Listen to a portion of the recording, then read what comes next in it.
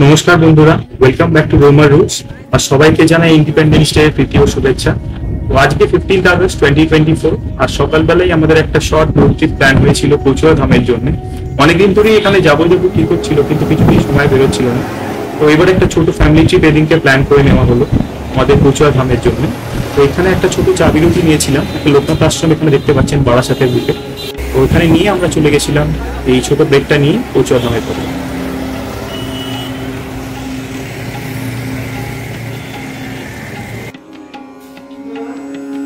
রণে বনে জলে জঙ্গলে যেখানে বিপদে পড়িবে আমায় স্মরণ করিও, আমি রক্ষা করিব।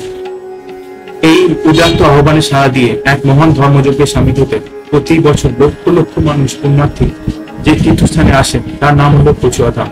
আর যার পবিত্র চরণ স্পর্শ করার জন্য এখানে আসা, তিনি আর অন্য কেউ না, স্বয়ং এখানে জয়ী মহাপুরুষ লোকনাথ বাবা।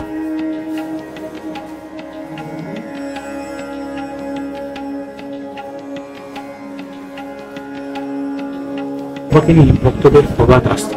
ভক্তরা এখনো বিশ্বাস করেন এই লোকনাথ বাবা 160 বছর জীবিত ছিল। যদিও এই নিয়ে অনেক বিতর্ক আছে, তবু আমাদের তো হিন্দু ধর্মের কথাই আছে, বিশ্বাসে মেলায় বস্তু তর্কে বস্তু।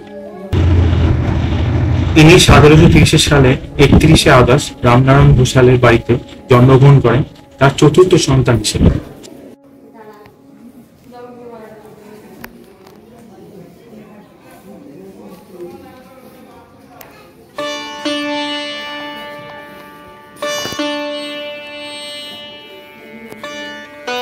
সনাতন ধর্ম পৃথিবীর প্রাচীনতম ধর্ম।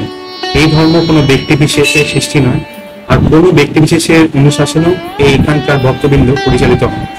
যুগে যুগে ভগবান মানবদেহ ধারণ করে পৃথিবীতে অবতরণ করেন এবং অধর্ম দূরীকরণ করে থাকেন। এটাতেই বিশ্বাস করে আমাদের হিন্দু ধর্ম এগিয়ে চলেছে।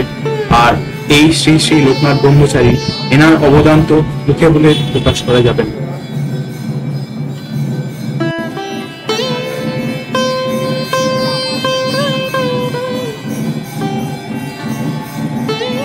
আমরা এখন দাঁড়িয়ে রয়েছি কচুয়া লোকনাথ মন্দিরের সামনে।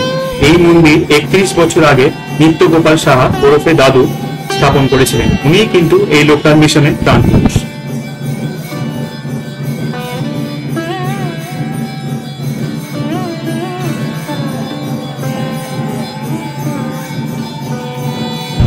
আর একটু এগিয়ে এসেই আপনারা পাশেই পাবেন একটা সুন্দর শিব মন্দির, যেখানে খুব ভালোভাবেই আপনারা মন ভরে পুজো দিতে পারবেন। এই বিষয়টা কিন্তু এই জায়গাটা সম্বন্ধে উল্লেখ না করলেই। এছাড়াও আমরা দেশের বিভিন্ন ধার্মিক স্থানে গেছি, কিন্তু সেখানে পান্ডা এবং পূজারীদের যা আমি বলবো যা ব্যবহার বা যেরকম ভাবে তারা ভক্তদেরকে তাড়া দেন সব ব্যাপারে আমি দেখে এসেছি, সেখানকার থেকে কিন্তু এই জায়গাটা ছিল সম্পূর্ণ আলাদা। এখানে আপনাকে কোনো পান্ডা বা পুরোহিত এসে বিরক্ত করে না। সুন্দর পরিবেশে আপনি নিজের মনের মতো করে পুজো দিতে পারেন।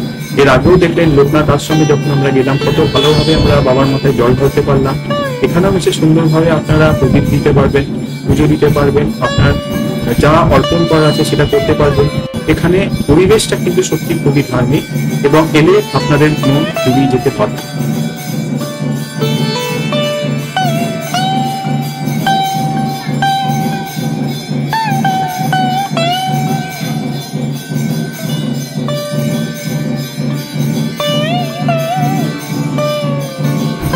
এই লোকনাথ মিশনের ভক্তবৃন্দ কিন্তু সারা দেশে ছড়িয়ে আছে, এবং এর আনাচে কানাচে থেকে আপনারা দেখতে পারবেন তার নিদর্শন। এই যে সুন্দর এই স্যানিটাইজার মেশিনটা, এটা 2020 সালে ইনস্টল করা হয়েছিল। এখান থেকে জানতে পারলাম যখন কোভিড প্যান্ডামিকটা এসেছিল। তারপর থেকে এটা এখন অব্দি খুব ভালোভাবেই কাজ করছে। আর আপনারা সুন্দরভাবে এখানে স্যানিটাইজ করে ভেতরের আশ্রম এবং বাকি মন্দিরটা ঘুরে দেখতে পারেন। এই হলো সেই মন্দিরটা যেখানে আমরা জানতে পেরেছিলাম যে একটা খুবই প্রাচীন দুর্গা পুজো হতো এখানে।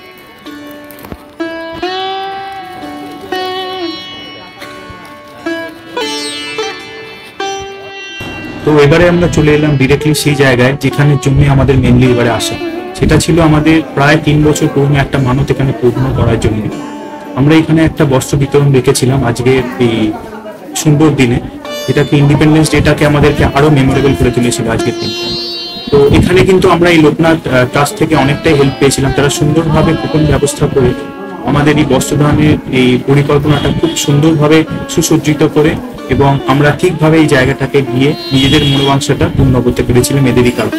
তো অনেক অনেক ধন্যবাদ জানাই এই ট্রাস্টের প্রত্যেকটি সদস্য। কুপনগুলো নিচে থাকছে তো, কুপনগুলো নিচে থাকো, একটা আছে।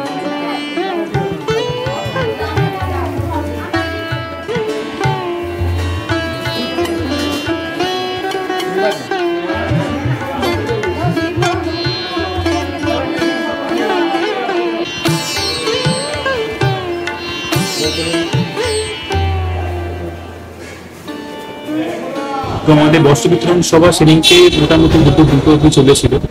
আর এই কুপনগুলো বিতরণের জন্য আমরা কিন্তু খুব ভালোভাবেই মানে প্রত্যেকটা মানুষকে হাতে তুলে দিতে পেরেছিলাম বস্ত্র, আর এটা খুব শান্তি জুগিয়েছিল।